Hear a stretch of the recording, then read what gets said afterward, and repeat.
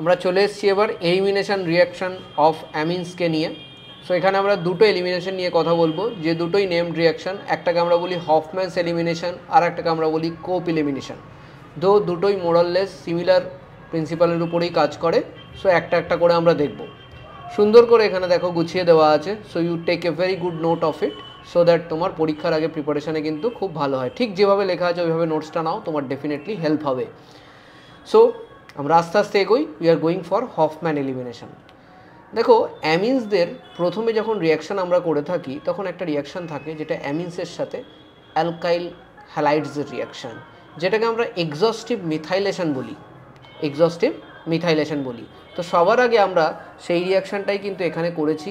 সবাই দেখো ভালো করে, হফম্যানস এক্সস্টিভ মিথাইলেশন।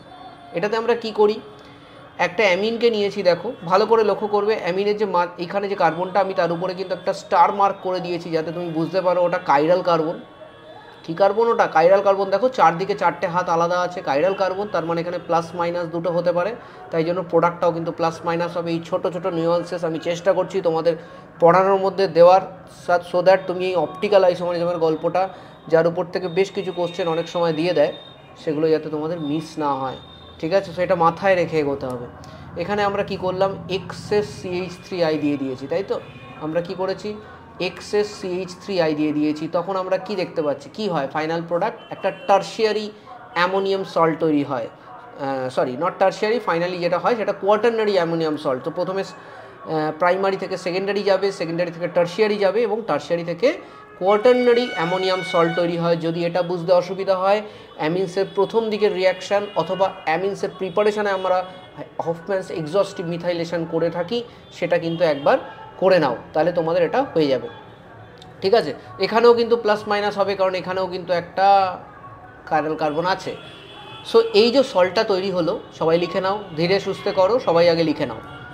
লেখা হয়ে গেছে। প্রথমে কি করলাম আমি, হফম্যানস এক্সস্টিভ মিথাইলেশন।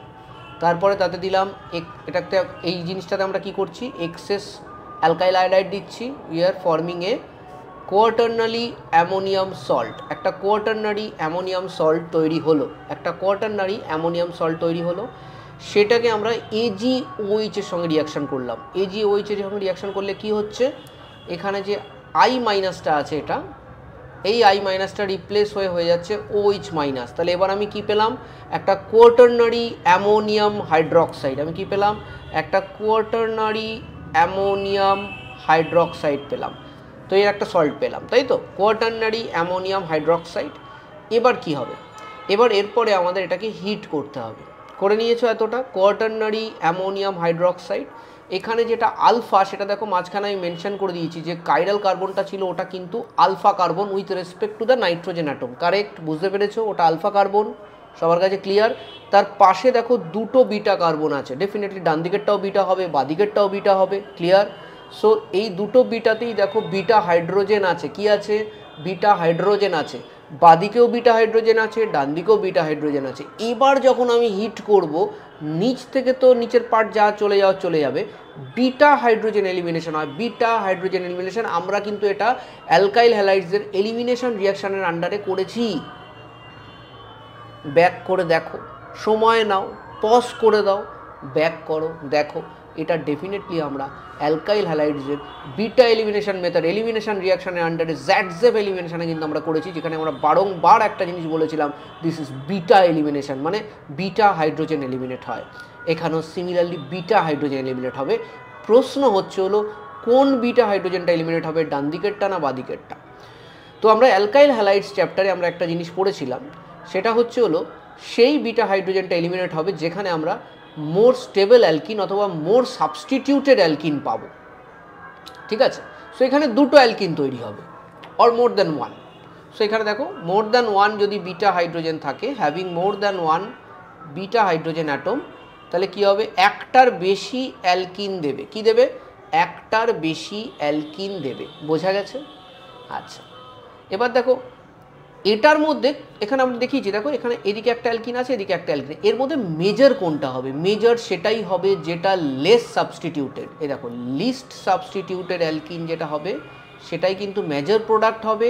এটা হফম্যানস রুলের আন্ডারে পড়ে। কিসের আন্ডারে পড়ে? হফম্যানস রুলের আন্ডারে পড়ে।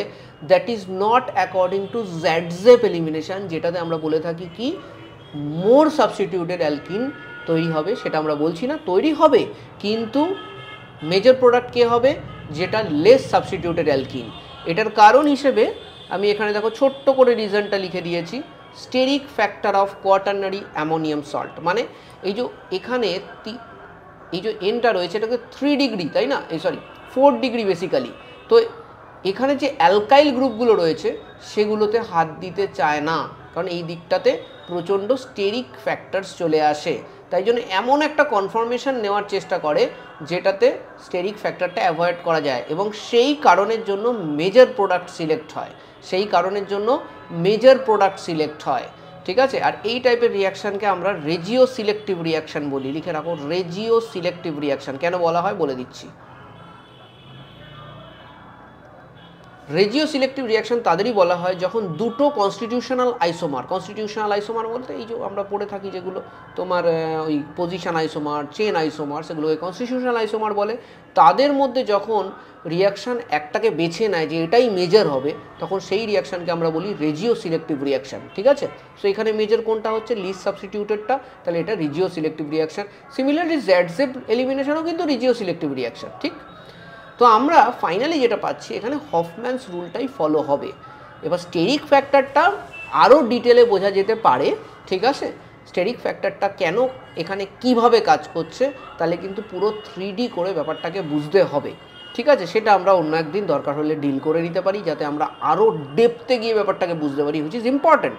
বাট এই মোমেন্টে তোমরা শুধুমাত্র এটা এইভাবেই মাথায় রাখবে যে লিস্ট সাবস্টিটিউটেড অ্যালকিনই এখানে তৈরি হবে এই রিয়াকশানে, and that will be as per Hofmann's rule. তাহলে শুধু কি এই রিয়াকশানটাতেই হফম্যানস রুল ভ্যালিড? না, আর একটা রিয়াকশান আছে যেখানে Hofmann's rule valid, that is called Cope elimination. But এটা অ্যামাইন্সদের ক্ষেত্রে কিন্তু আমরা করছি।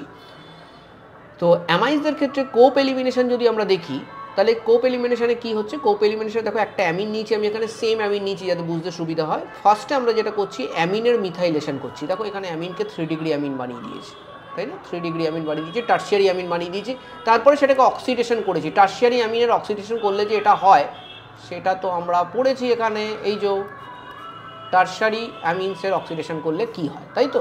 সো দেখো অ্যামিন অক্সাইড তৈরি হচ্ছে, তারপরে যখন এটাকে আমি হিট করছি ডেফিনেটলি এই পার্টটা এলিমিনেট হয়ে যাবে, আর ওপাশ থেকে কোন হাইড্রোজেনটা এলিমিনেট হবে? Similar condition, similar steric factor, তার মানে এবারও কিন্তু কোন হাইড্রোজেনটা এলিমিনেট হবে কিন্তু এখানকার হাইড্রোজেনটা, মানে এখানেও কিন্তু লিস্ট সাবস্টিটিউটেড প্রোডাক্ট হবে, which is Hofmann's product. With that we end our elimination reaction. খুব ছোট্ট ভিডিওর মধ্যে হয়ে গেল এটা, কারণ কি আমি অনেকটাই লিখে নিয়েছিলাম, সো দ্যাট মানে আমার একটু তাড়াতাড়ি হয় আর তোমাদেরও একটু তাড়াতাড়ি হয়, ঠিক আছে। সো এই যে এলিমিনেশনের যে নোটসটা, এটা খুব ভালো করে নেবে, এটুকুই পড়বে, এর থেকে বেশি খুব একটা কিছু রিকোয়ারমেন্ট থাকবে না তোমার, ভালো করে পড়ো এটুকু, তাহলেই হবে, ঠিক আছে। With that I end this primary amines, secondary amines and tertiary aliphatic অ্যামাইন্সের যে পার্টটা আছে সেটা আমাদের মোরলেস রিয়াকশান এবং প্রিপারেশন দুটোই হয়ে গেল। এছাড়া কিন্তু আমাদের আরও কিছু জিনিস পড়তে হয়, যেরকম আমি তোমাকে বলে দিচ্ছি টেস্ট অফ অ্যামিনস, কী করে তুমি টেস্ট করবে অ্যামিনসের, ঠিক আছে। যেমনি তোমার কার্বালামাইন রিয়াকশান, যেটা আমরা অলরেডি ডিল করেছি, এছাড়া হিন্সবার্গ টেস্ট, এই টেস্টগুলো কিন্তু তোমাদের পড়ে নিতে হবে।